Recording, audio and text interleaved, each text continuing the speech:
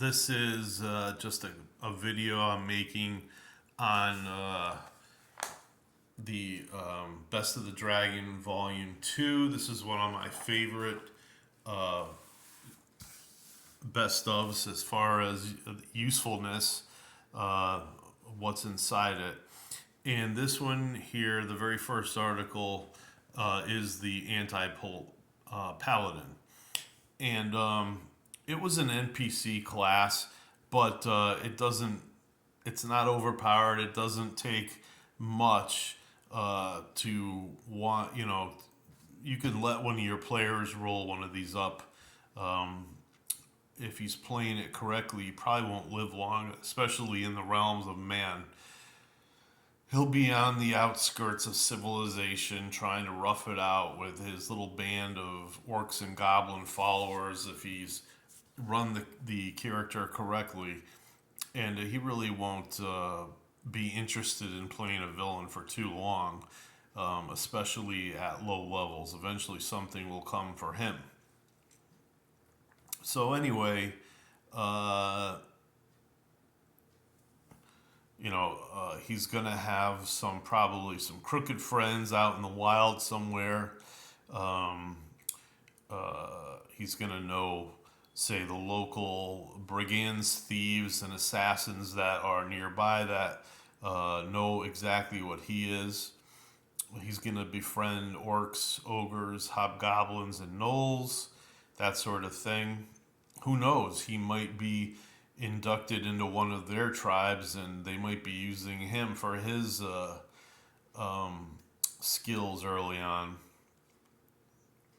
So it mentions here that these are the characteristics, especially if you're supposed to roll up an NPC. For strength, you start with a 12 and you roll die 6. Well, you're going to have to, if you're letting players build a character like this, you're just going to have to do something like maybe 4 die 6 or maybe even 5 die 6 to get some of the scores needed to run this character. It's difficult like the regular paladin. And then further on, you're gonna have to decide whether or not he can do a little bit of a specialization or anything like that. I don't advise that, but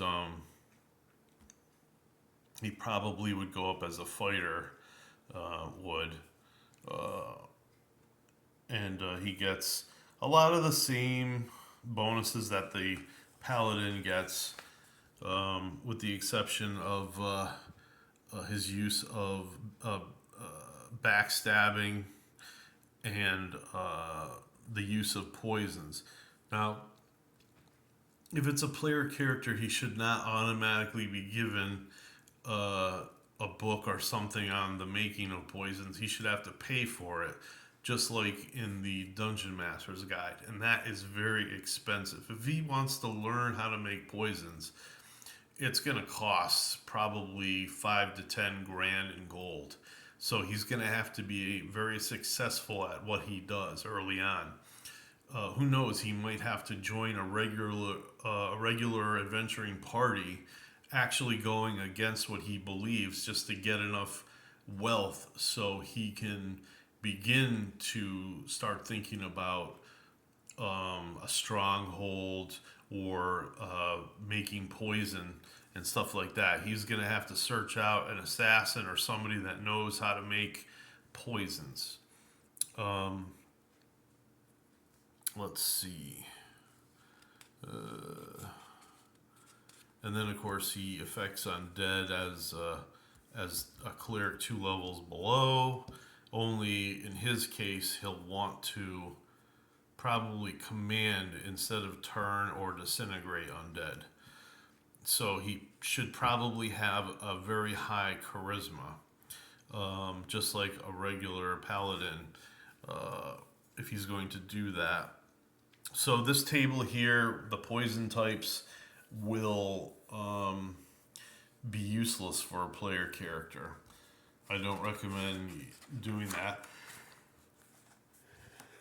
But if you're, excuse me, I'm yawning here. But if you're using him as an NPC, by all means, you've got these nice tables here that tell you what retainers he would have, whether he's got the use of an unholy sword,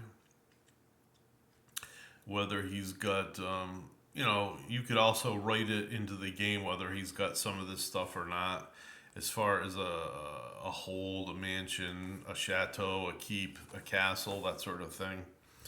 And whether he's got, goblins, orcs, anything like that under his thumb that he commands.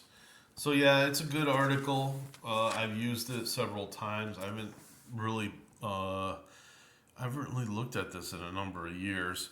This is the original pages of it, and there's some good illustrations. I actually wish I had the original magazine. Here's the cover. Oops, I'm kind of blocking the light. It was first appeared in issue number 39. And of course, as DM, you have every right to tweak or change anything that you see fit. Just like here's one for the samurai, and I don't advise using this because there's better samurais in Oriental Adventures, and even in the complete book of fighters. Samurai is also in there for second edition. So anyway, that's the Anti Paladin, whichever you prefer. And again, Best of Dragon. There are a lot of really useful articles in here. My favorite article is the article on poisons and the politics of hell. So there's plenty of stuff to look at in here. You should try to find one of these, especially if you love the first edition. I also recommend I think the fourth and fifth one.